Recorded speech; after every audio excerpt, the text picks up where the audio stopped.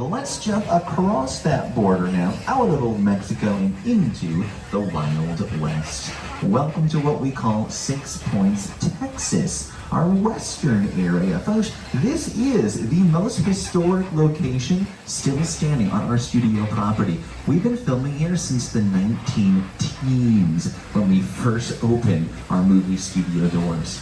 But hey, this location is still rented out and used all of the time for production.